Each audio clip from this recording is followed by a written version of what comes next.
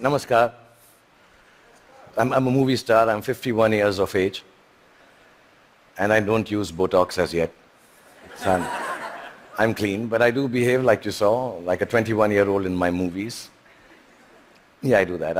I sell dreams, and I peddle love to millions of people back home in India who assume that I'm the best lover in the world. If you don't tell anyone, I'm going to tell you I'm not, but I never let that assumption go away. I've also been made to understand there are lots of you here who haven't seen my work, and I feel really sad for you.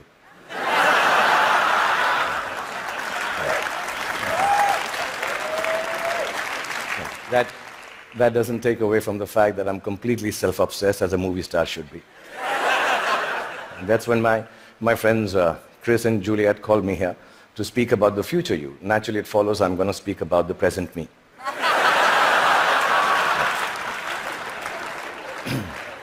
Because I truly believe that humanity is a lot like me. It is. It's an aging movie star, grappling with all the newness around itself, wondering whether it got it right in the first place, and still trying to find a way to keep on shining regardless. I was born in a refugee colony in the capital city of India, New Delhi. And my father was a freedom fighter. My mother was, well, just a fighter like mothers are. And much like the original Homo sapiens, we struggled to survive. When I was in my early 20s, I lost both my parents, which I must admit seems a bit careless of me now.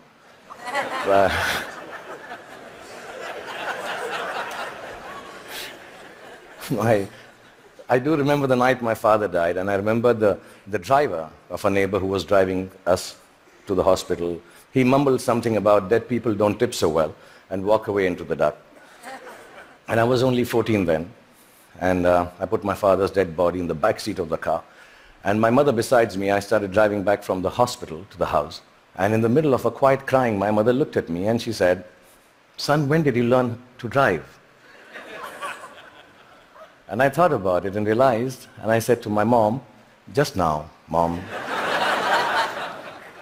So from that night onwards, much akin to humanity in its adolescence, I learned the crude tools of survival. And the framework of life was very, very simple then, to be honest. I thought, you just ate what you got and did whatever you were told to do. I thought celiac was a vegetable. And vegan, of course, was Mr. Spock's lost comrade in Star Trek. You married the first girl that you dated, and you were a techie if you could fix the carburetor in your car. I really thought that gay was a sophisticated English word for happy. And lesbian, of course, was the capital of Portugal, as you all know. That was it. So we relied on systems created through the toil and sacrifice of generations before to protect us. And we felt that governments actually worked for our betterment. Science was simple and logical. Apple was still then just a fruit, owned by Eve first and then Newton, not by Steve Jobs. Till then, it was. And Eureka is what you screamed when you wanted to run naked on the streets. You went wherever life took you for work, and people were mostly welcoming of you. Migration was a term then still reserved for Siberian cranes, not human beings. Most importantly, you were who you were, and you said what you thought. Then in my late 20s, I shifted to the sprawling metropolis of Mumbai, and my framework, like the newly industrialized aspirational humanity, began to alter. In the urban rush for a new, more embellished survival, things started to look a little different. I met people who had descended from all over the world. Faces, races, genders, moneylenders. Definitions became more and more fluid. Work began to define you at that time in an overwhelmingly equalizing manner. And all the systems started to feel less reliable to me, almost too thick to hold on to the diversity of mankind and the human need to progress and grow. Ideas were flowing with more freedom and speed, and I experienced the miracle of human innovation and cooperation. And my own creativity, when supported by the resourcefulness of this collective endeavor, catapulted me into superstardom. I started to feel that I had arrived. And genuinely, by the time I was 40, I was really, really flying. I was all over the place. You know, I'd done 50 films by then and 200 songs. And I'd been knighted by the Malaysians. I'd been given the highest civil honor by the French government, the title of which for the life of me I can't pronounce even till now. So I'm sorry, France, and thank you, France, for doing that. But much bigger than that, I got to meet Angelina Jolie, yeah. For 2.5 seconds. And I'm sure she also remembers that encounter somewhere. Okay, maybe not. And I sat next to Hannah Montana on a round dinner table with her back towards me most of the time. Like I said, I was flying from Miley to Jolie. And humanity was soaring with me. We were both pretty much flying off the handle, actually. And then you all know what happened. The internet happened. I was in my late 40s. And I started tweeting like a canary in a birdcage. And assuming that, you know, people who will peer into my world will admire it for the miracle I believed it to be. But something else awaited me and humanity. You know, we had expected an expansion of ideas and dreams with the enhanced connectivity of the world. We had not bargained for the village-like enclosure of thought, of judgment, of definition that flowed from the same place that freedom and revolution was taking place in. Everything I said took a new meaning. Everything I did, good, bad, ugly, was there for the world to comment upon and judge. As a matter of fact, everything I didn't say or do also met with the same fate. 4 years ago, my lovely wife, Gauri, and me decided to have a third child. It was claimed on the net that he was the love child of a first child who was 15 years old. Apparently, he had sown his wild oats with a girl while driving her car in Romania. And yeah, there was a fake video to go with it. And we were so disturbed as a family. My son, who's 19 now, even now when you say hello to him, he just turns around and says, "But bro, I didn't even have a European driving license." Yeah, I mean, in this new world, slowly reality became virtual and virtual became real. And I started to feel that I could not be who I wanted to be or say what I actually thought. And humanity at this time completely identified with me. I think both of us were going through our midlife crisis. And humanity like me was becoming an overexposed prima donna. I started to sell everything from hair oil to diesel generators.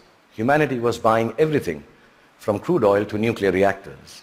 You know, I even tried to get into a skin-tight superhero suit to reinvent myself. I must admit, I failed miserably. And just an aside, I want to say on behalf of all the Batmen, Spider-Men, and Supermen of the world, you have to commend them because it really hurts in the crotch, that superhero suit. Yeah, I'm being honest, I need to tell you this, yeah. Really. And accidentally, I happened to even invent a new dance form, which I didn't realize, and it became a rage. So if it's all right, and you've seen a bit of me, so I'm quite shameless, I'll show you. It was called the lungi dance. So if it's all right with you, I'll just show you. I'm talented otherwise, yeah. So it went something like this. Lungi dance, lungi dance, lungi dance, lungi dance, lungi dance, lungi dance, lungi dance, lungi dance, lungi dance, lungi dance, lungi dance, lungi. That's it. It became a rage. It really did. Like you noticed, nobody could make any sense of what was happening except me. And I didn't give a damn, really, because the whole world and whole humanity seemed as confused and lost as I was. I didn't give up then. I even tried to reconstruct my identity on the social media like everyone else does. I thought if I put on philosophical tweets out there, people will think I'm with it. But some of the responses I got for those tweets were extremely confusing acronyms, which I didn't understand. You know, ROFL, LOL. Adidas, somebody wrote back to one of my more thought-provoking tweets. And I was wondering, why would you name a sneaker? I mean, why would you write back a name of a sneaker to me? And I asked my 16-year-old daughter, and she enlightened me. Adidas now means, all day I dream about sex. This is really, I don't know if you know that. And so I wrote back, WTF in bold to Mr. Adidas. thinking secretly that some acronyms and things won't change at all. WTF. But here we are. I'm 51 years old, like I told you, and mind-numbing acronyms notwithstanding, I just want to tell you, if there has been a momentous time for humanity to exist, it is now. Because the present you is brave. The present you is hopeful. The present you is innovative and resourceful. And of course, the present you is annoyingly indefinable.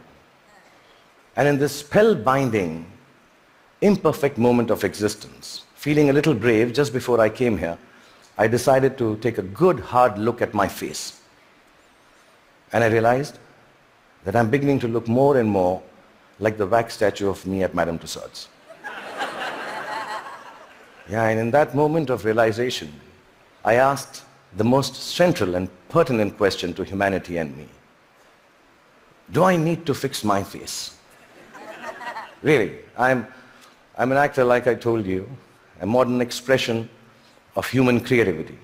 The land I come from is the source of inexplicable but very simple spirituality. In its immense generosity, India decided somehow that I, the Muslim son of a broke freedom fighter who accidentally ventured into the business of selling dreams, should become its king of romance, the Badshah of Bollywood, the greatest lover the country has ever seen. With this face. Yeah, which has alternately been described as ugly, unconventional, and strangely, not chocolatey enough.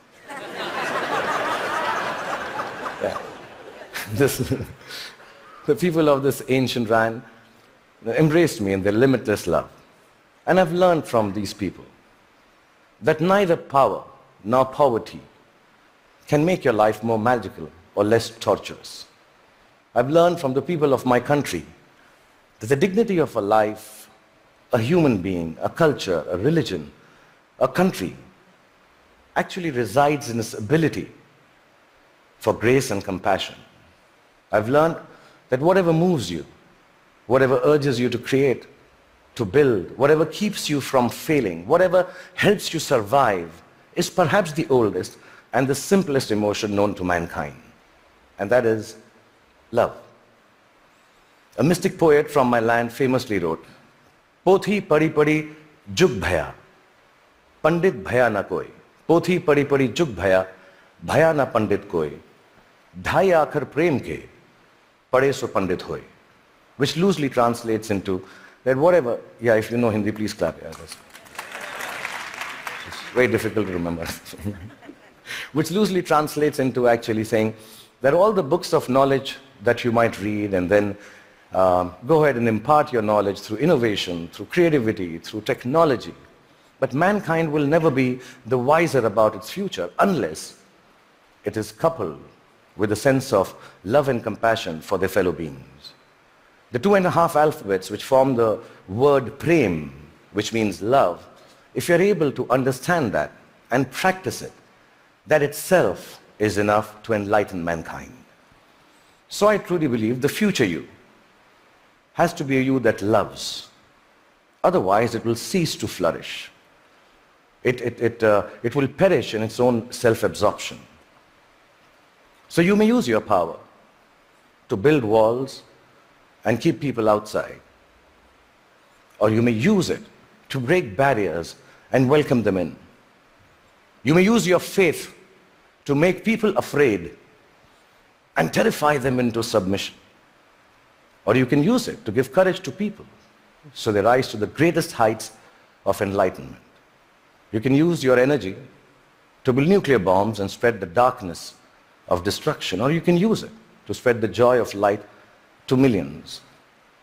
You may filthy up your oceans callously and cut down all the forests. You can destroy their ecology or tend to them with love and regenerate life from their waters and trees. You may land on Mars and build armed citadels. Or you may look for life forms and species to learn from and respect. And you can use all the monies that we all have earned to wage futile wars and give guns in the hands of little children to kill each other with. Or you can use it to make more food to fill their stomachs with. My country has taught me the capacity for a human being to love is akin to godliness. It shines forth in a world, which civilization, I think, already has tampered too much with. In the last few days, the talks here, the wonderful people coming and showing their talent, talking about individual achievements, the innovation, the technology, the sciences, the knowledge we are gaining by being here in the presence of TED Talks and all of you, are reasons enough for us to celebrate the future us. But within that celebration, the quest to cultivate our capacity for love and compassion has to assert itself just as equally. So I believe the future you is an infinite you. It's called a chakra in India, like a circle. It ends where it begins from to complete itself. A you that perceives time and space differently, understands both your unimaginable and fantastic importance and your complete unimportance in the larger context of the universe.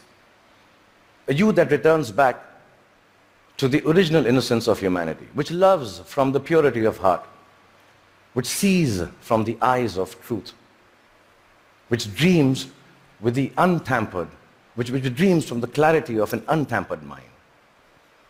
The future you has to be like an aging movie star who has been made to believe that there is a possibility of a world which is completely, wholly, self-obsessively in love with itself. A world, really, it has to be a you to create a world which is its own best lover. That, I believe, ladies and gentlemen, should be the future you. Thank you very much.